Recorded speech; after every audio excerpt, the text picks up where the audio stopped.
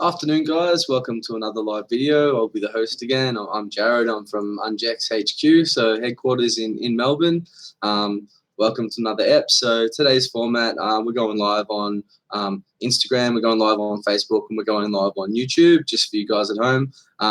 Today I'm going to be talking about basically about hair and scalp treatments. So yeah, just a standard normal intro format is I'll basically ask you guys at home, if you're one of our clients or if you're going to be undergoing the Ungex treatment plan and protocol, please click the like button, hit the subscribe. It really helps us out at home, at headquarters here, and helps you guys at home not miss out on any info in the future. So yeah, please. Hi Tracy. This video is actually especially for you. So welcome, as I said to everybody just earlier. We are doing a special video today, so it's going to be about hair loss, hair regrowth, and scalp conditions. Now, I think if anyone's going to make the joke or the wisecrack, it's going to be me. I make it quite frequently about talking about hair regrowth and stuff when I've actually embraced the shaved scalp. Now, yeah, haha, it's very funny. It's no secret though, guys, that hair loss is what brought me into this industry. So there was other issues as well and things that I have dealt with using the Ungex treatment plan, protocol, and products, which has been really positive for me. And I've seen the positive things it's done for other people. But yes, I see the irony of the guy who's embraced the shaved scalp look talking about hair growth and hair treatment. So haha, very funny. Someone's made the joke the other day too, and I'm the one who made it first, so stop stealing my punchlines anyway. So just a word of caution as well, if you wait too long to start dealing with hair loss, there are parts that you're not going to be able to grow back. So once you get to a certain point and you let the treatment go and you don't begin the protocol or a treatment plan in relation to Demodex mites, then you will have to eventually embrace the hat-headed kind of look, or or just enjoy having thin hair. So look, I'll jump in. I'll stop making wisecracks and I'll just jump into Tracy's questions. So and these have come from a lot of people just over the last week, especially. That's why we've decided to do 2 videos in a row. So there was one done yesterday and there's this one today. So thanks for joining us, everyone. Please remember, hit like, hit subscribe. I'll jump into the first question now. So Tracy, a couple of other people have asked, when washing hair every day, what products should be used? And really, we are making a couple of presumptions there and asking a few questions as well. And I'm really sorry if that sounds disingenuous or pretentious, guys. But please forgive me for that. But this question now in this live video, it's probably going to go for a little bit longer, and this is the fun part of my job, so thanks for asking it. It's a really good one.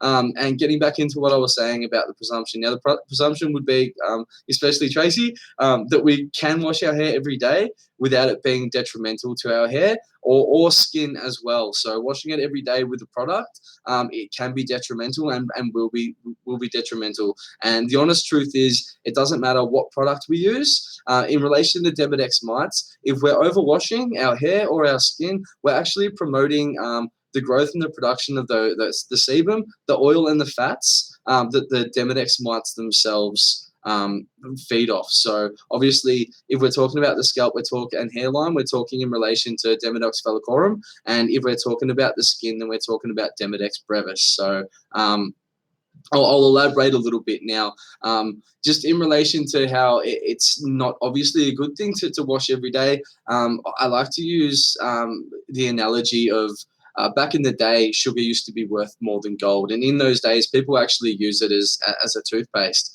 Now, obviously, using sugar as toothpaste is detrimental to dental care. But during that time period, and this is the Elizabethan time period for anyone who's familiar with it.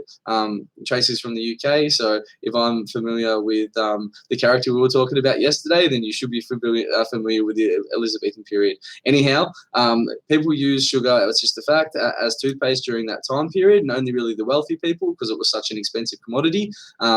And obviously, it didn't have any good effects, so it only has detrimental effects to tooth care. So it causes decay and another long list of problems. Now, that's really similar to the current health trends with hair wash and skincare. People think it's a good idea to use products every day, and products are promoted to be used every day. And there's some really simple reasons why products are promoted to be used every day, and those reasons are generally financial. Just like toothpaste, you see in the commercials these days where they put it on the toothbrush and there's a ginormous amount, an enormous amount rather, of toothpaste in comparison to what you actually need, and especially in relation to advertisement for children and dental care there. So the analogy that I'd like to use is just that if something's outdated, we won't always know. And what I'm saying about overwashing the skin and the hair especially is it will produce those oils and fats. And you can take it from me, I do know it's something that I've experienced. And I want to just talk about some of those bad habits and debunk some things that people think are positive and that are good, and talk in relation to what is actually positive. So one of the most common things, and I was very guilty of this, is overwashing, and overwashers beware. You're committing major hair sabotage. So washing your hair too frequently will strip your hair of its natural oils and produce the wrong ones as well. So and to later it kicks off oil production, does kick off the bad oil production, the sebum, the mites. And it goes into overdrive as well. So try skipping a wash and using your old friend, the Demodex products. So and that would be every second day or every third day. Basically, if we can get away with it every third day, that's ideal. That's fantastic. But doing it every day, that's not optimum. That's not the best thing that we can do for your hair. So also, when you're using the product, you don't let it sit in your hair for too long. Now, this is another thing I wanted to debunk. People think because when they use a conditioner and they leave it in the hair, they get that really silky, smooth sort of feel to your hair, but it is an oil being left in your hair, and that oil can be fed upon by the Demodex mites. They'll increase in population density, and you'll end up having less hair as a result. Once again, I am the best person to be talking about this because I know it happened to me personally. So that's the other thing. Then that will become a product of build-up. So if you're a fan of styling product, and I used to like my wax and my mousses and all different things I used to put in my hair to shape it in different ways.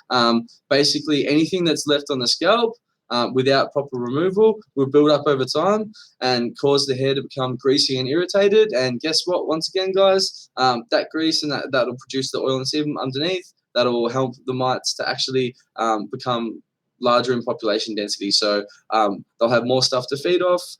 They'll come out and they'll eat it. They'll go back underneath the hair follicle. They'll lay more eggs. There'll be more of them, and then more of the hair will fall out. It'll be more difficult to treat your scalp, as well as it becomes more flaky and dry. And the reason it becomes more flaky and dry is because you have excessive mite activity on the surface of your scalp or your face. This is in relation to skin issues as well, guys. If you're giving the mites stuff to feed off, it does become problematic. So the main thing in relation to the Ungex protocol, and one of the first steps, is really removing those fats and those oils that the mites feed off, and not providing any product that can give them something to eat. So mite food is bad for the scalp, it's bad for the skin, it's going to create a high population density, and what we want to do is we want to reduce those population densities, Now, the next thing, and this is something that I was guilty of more with combs, but this is for the ladies mainly, in relation to the question that Tracy and other people have asked as well. Now, not cleaning your hairbrush, and this goes for all your grooming tools. So if you're in the habit of brushing your hair and then throwing your brush straight back into the drawer, you need to stop that immediately. So this is something that leads to cross-contamination. So your hairbrush has likely collected so much hair that you can make a wig out of it. So you've got to keep that clean as well. If you can make a wig out of it, then I'd suggest that the Demodex phallicorum that can survive off the host's body for up to 52 hours, you'll be using it again. So even when you're using the PDT, doing the protocol the correct way, if you're not cleaning your hairbrush, if you're throwing it back in the drawer like that, and you're not using the PDT on it to clean it, then you're doing things the wrong way. It's not really following protocol correctly, and it's going to lead to cross-contamination. And if someone else uses that hairbrush, that's not good either. So particularly if you're prone to greasy hair as well. Now, if there's that grease and that oil on the hair and it's on the hairbrush, the mites possibly could survive for longer periods of time than the 52 hours, because they've got that oil, they've got that to live on the hairbrush. So the same goes for any product buildup as well. That's going to be detrimental because we know that the mites can possibly feed off that. So now just remember, in relation to Demodex mites in particular, the best way to clean your hairbrush or any of the tools that you use for grooming whatsoever is the PDT. Now, the reason is it's a specialized formula. Australia, a lot of people don't know, we're one of the world leaders for medical research and development. We develop a lot of products out of Australia. We've got some of the best scientists in the world. And the reason is it's a beautiful country. People from all over the world with great PhDs, the very, very educated people want to move to Australia. And it's no secret that they're the people we choose to let in. So I'm not personally responsible for this. It's just a fact that most Aussies know we do have one of the best cancer institutes in the world, and we've got likewise some of the best medical and scientific research in the world done out of Australia, because we get to pick the most educated and highly decorated people from well-educated backgrounds that we want to come here to Australia. So yes, it is paradise, except for in winter. I don't like it very much, Tracy. You know, I'm always wearing a jacket, but I decided to take my hat off for you today anyway. So I hope you get a bit of a laugh out of that as well. Jumping back into some of the other things I wanted to say, not washing your pillowcase. So we all know that pillowcases potentially make your life and your face more pimple prone. So that's because you get cross-contamination and transfer going back and forward, not just in relation to Demodex mites, but in relation to oils as well. So it could be making your hair dirty in exactly the same way. And when you put your head on your pillowcase each night, any oils, bacteria, dead cells that have been transferred from the night before will go back on that night as well. So please keep them washed, guys. Remember, if we do this and we're in good habits, then basically what happens is the mites will die every 52 hours. So if you're getting rid of your pillowcase and putting it in the wash and it's not going to go back onto the bed for 52 hours, then fantastic. And otherwise, if you're going to use it 2 nights in a row, then you can use the PDT on it as well. So PDT, that's this guy here. It's the Pro Demodex treatment. It's your best friend in relation to pretty much anything that comes with scalp or hair care. You can spray it on your tools. You can spray it on your linen. You can put it on pajamas. You can also do it on sheets, as I was saying, on your linen, bras and stuff. Pretty much anything that's going to be used more than one day in a row. Or if you don't think you've quite reached that 52-hour mark yet, then yeah, obviously I'd say use the PDT on that as well. So there's another one that we don't really talk about too often, and it's touching your hair too often. So you probably already knew this one yourselves at home, but it's still worth mentioning. If you think what your hands touch on a daily basis, and you're not a compulsive hand washer like with sanitizer and stuff like that, and remember as well that oil and germs will be going on your hands. So it's one of the number one ways that we get cross-contamination. You shake hands with people, you're always touching things, but there's grime and oil on your hands. It's one of the oilier places on the body, and if you're touching your hands all the time, obviously it's going to go back up onto the head. So these are all possibly causes of oily hair. And we know that with those oils comes a higher population density of the Demodex mites, and that means more damage to the hair follicle, more damage to the scalp, more activity on and around the hair. So anything that's going to promote food for the mites is going to promote higher population densities of the mites, and that's going to lead to more damage as well. So yeah, what we want to do is implement the protocol correctly, answer all your questions. But guys, please, if there's anything I'm missing or if there's something else that you really want to ask, please hit me up now, and I'll try and get to all the questions that I possibly can. I've still got to get through a little bit more as well, though. And I've got something that I've got to go into. It's going to take a little bit of time, especially for Tracy. But there has been a couple of other people who have asked this week as well. How do I treat my hair, even though it's colored professionally? So this one, I'm going to go into as much detail as I can because it's been prepared for me by someone who has had colored hair. I wasn't, even when I had hair, I wasn't the sort of person that had mine colored. So I did go straight to a really, really reputable source for this one, guys. So I'll get through this as quick as I can for you, Tracy. I know it's a question that you really wanted answered. Your hair, and this is from the memory of the person that I've asked. It goes from darker to lighter. And in this case, just be careful about essentially frying your scalp too much, as in not letting too much conditioner or treatment touch your scalp. I would also advise spraying your neck and shoulders. Anything towels touch with PDT before doing this, and that's to limit any cross transfer. So the stuff that I've said about cross transfer earlier in the video, you can apply the same logic to this as well. So anything for grooming or anything that's used, the foils, any of those things. So moisturizer, sunscreen, hairdryer.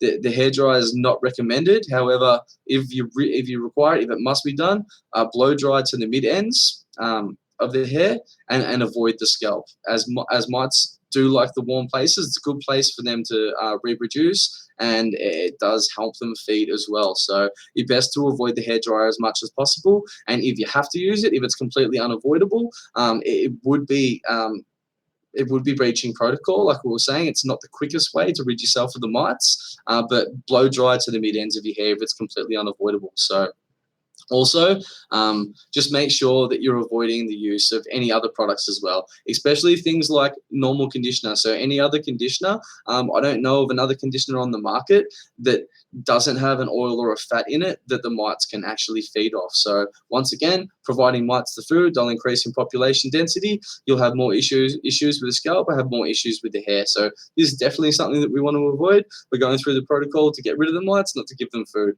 So I think I've gone over that enough. So any moisturizers as well on the skin. I'll let you guys know. I say this one heaps. I do it to death in my videos, but you can use cold pressed extra virgin olive oil. It has to be extra virgin and it has to be cold pressed. We know that the organic extra virgin cold pressed olive oil, it's a mouthful, but that's one of the oils that you can use as a moisturizer.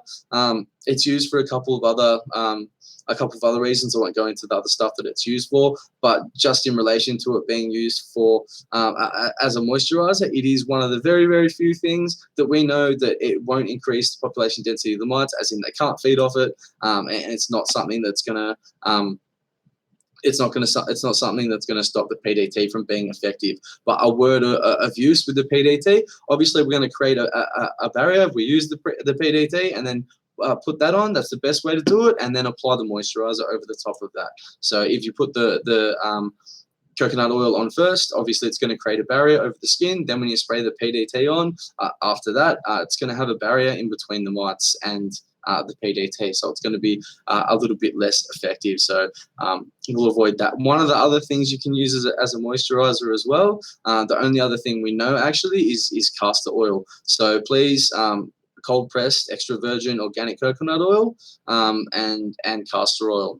So and like we're saying, we know we're not treating your face in particular with this, Tracy, so that's not just directed at you in relation to the coconut oil, but that's for everybody else watching the video as well. But yes, this video has been made predominantly for you. So and with the HFI, we think that that's going to make a huge difference. It's instrumental generally in helping people promote good blood circulation, and the trick is really when dealing with hair growth and hair regrowth and hair loss, you got to get in there early, guys.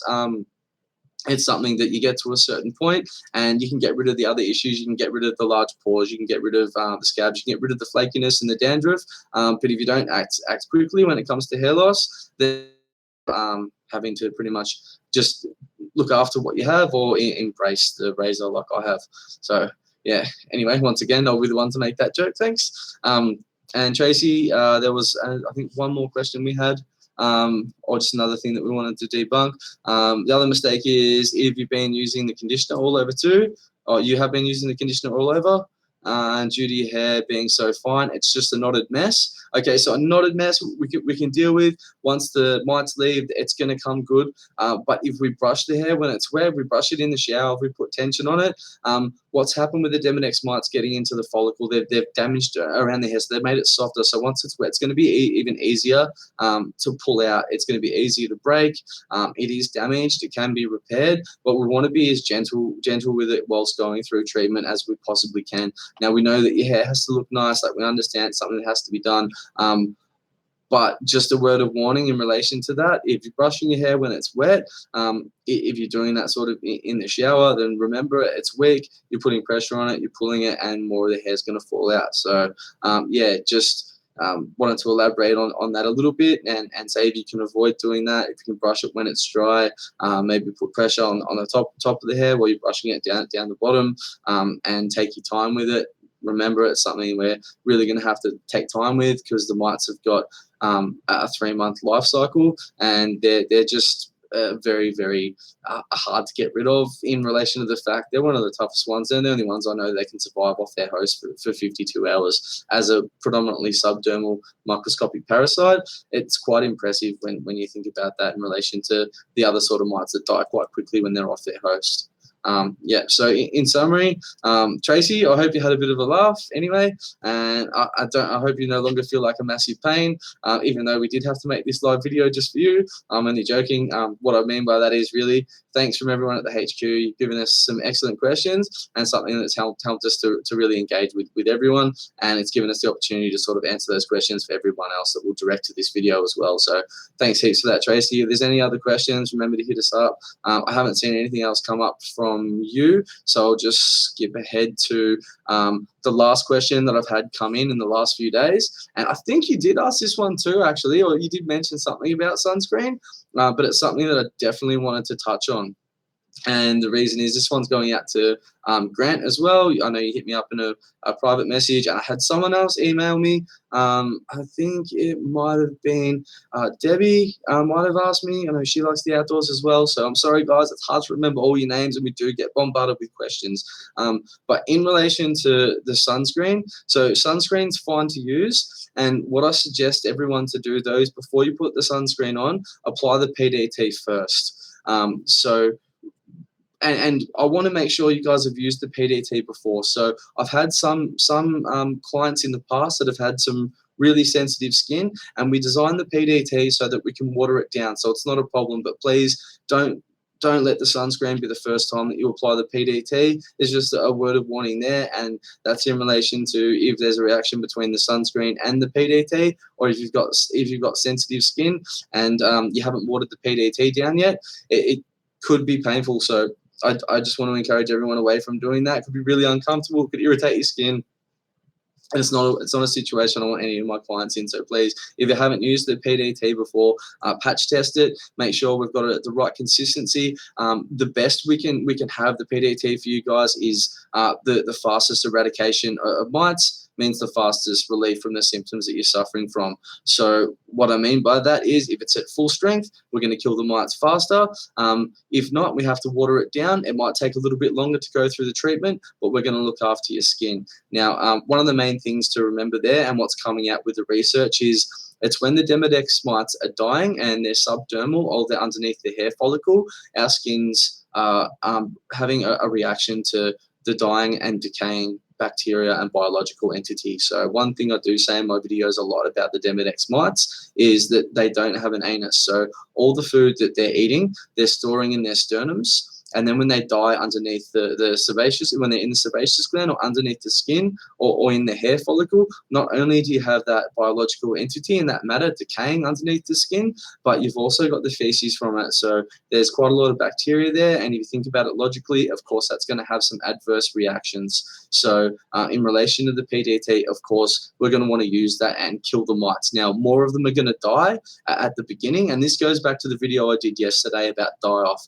So when more of them them are dying underneath the skin at the start, there can be some die-off reactions because we're killing more of them. Obviously, as their population densities decrease, so there's becoming less of them in those spaces, then you'll be relieved of the symptoms, and those symptoms, from my past experience with clients, go away and they're not suffering from those symptoms anymore because we kill the mites and we remove that bacteria entirely.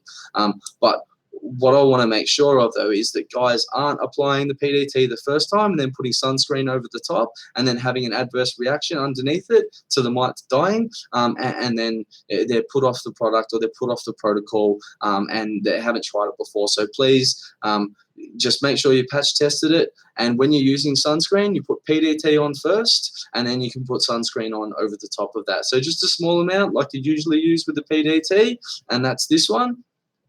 And then over the top, you put the sunscreen on. So it is Thursday afternoon. I've got some other things I've got to do before I go home, guys. There's a couple of you that are watching now that I've got to contact too. So thanks for tuning in, guys. Really appreciate it. Please don't forget to hit the like button and don't forget to subscribe, especially the clients of ours at home. It stops you guys from missing any of the info, because you never know. Like Tracy, we might have to do a video with all the questions that you've asked one day as well. So thanks for tuning in, guys. Really appreciate it. And I'll see you next time. I'll send everyone that's on our list a reminder. Next time I'm going to do a live, or next time one of the other guys goes live. So thanks, guys. Appreciate it.